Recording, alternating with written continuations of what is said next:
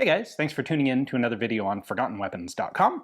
I'm Ian McCollum, and today we are taking a look at the pre-production version of the Polish wz89 Onyx. Now, the Onyx is essentially the shorty Krinkov, you could say, version of the Polish wz88 Tantal. So the Tantal, adopted in '88, was the Poles' first 5.45 by 39 millimeter service rifle. Development of this goes back to the beginning of the 1980s. There were some political hurdles. By the time it's adopted, the end is nigh for the Polish communist government. And that would have a big impact on what happened with the Onyx. So once the Tantal is finalized in late 1987, it would go on to be formally designated the Model 88, but it's finished in late '87, and then the design team now pivots to making a short-barreled variant, just like the AKS-47U or AKS-74U, the Krinkov. There's a desire for a compact, sort of a submachine gun version of this rifle for use by paratroopers, tank crewmen, helicopter pilots, you know, all the usual suspects who need a compact carbinized, subgunized version of a full-service rifle. So the first prototype Onyx is ready in 1990. It's type designated '89, but the first one's ready in 1990. They don't actually put that one into production right away because it doesn't have exactly the same receiver as the original Tantal. And they decide, you know what, we want to unify the receivers. We want to make sure that this is logistically makes sense going forward. So they take a little more time. They make the receiver exactly the same as the regular Tantal, and that results in this. So this is one of the pre-production guns. Series production would begin in 1992, and what makes this one special is that it has a hinged top cover like the original, well, like the AKS-74U. So let me show you up close. So here's our Onyx. This really is in every way except for the hinged top cover. This is just a Tantal made shorter. So here's our Tantal. We're going to share the same fire selector lever. We share the same side folding stock, same pistol grip. So a couple distinctive elements of the Tantal. Of course, it's in 5.45 by 39 millimeter. It has this sort of different looking, almost a dog-legged safety lever. We have a distinctively Polish side folding stock with its release lever, and we have a selector switch on the left side. All of those features remain in place on the Onyx. So the safety lever here is simply safe and fire, and then your fire mode is chosen by the selector lever over here, which gives you the option of semi-auto, full auto, or 3-round burst. This does have a 3-round burst counter built into it. The side folding stock, instead of having a push button like some do, has a lever.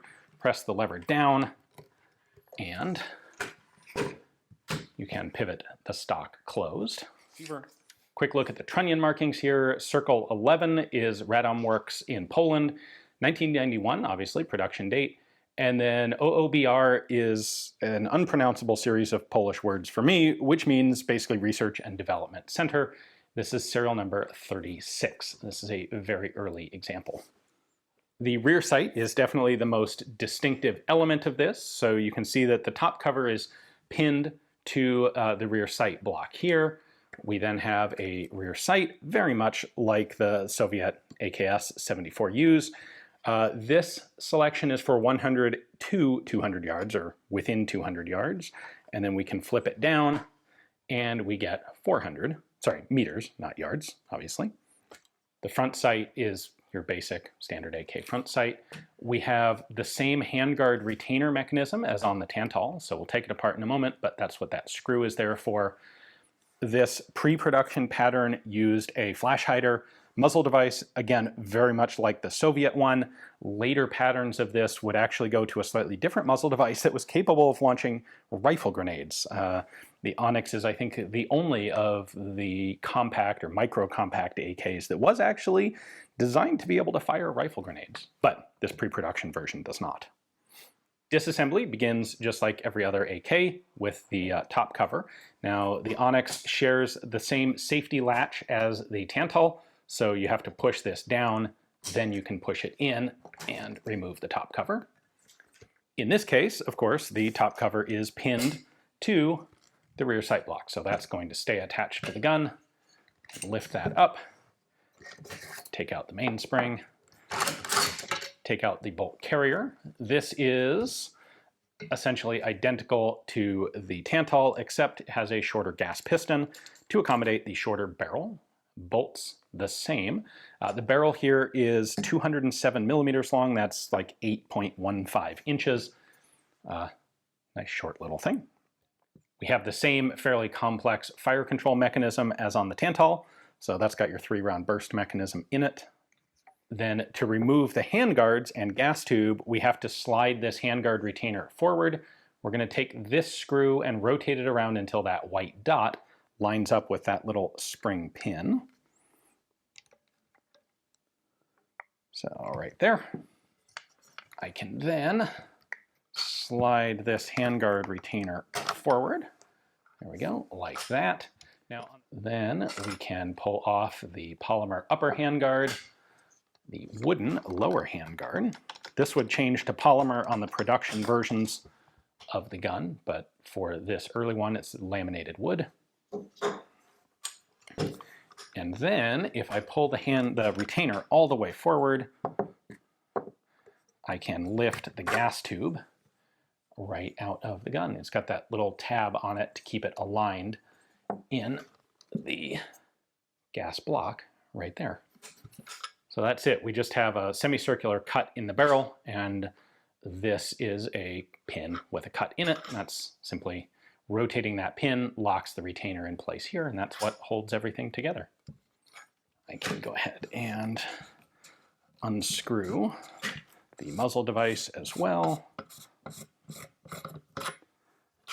Not really a whole lot to show you there. We've got that large threading, and this is just an open expansion chamber.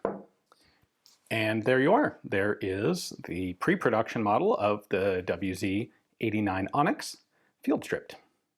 So after this was developed, they decided to change the design a bit. They got rid of the hinged top cover, replaced it with a standard top cover and a rear sight that was cantilevered back so that the sight notch is actually in basically the same place as this one was. That becomes the second pattern of Onyx, and it's essentially as close as we would ever get to a standard production Onyx.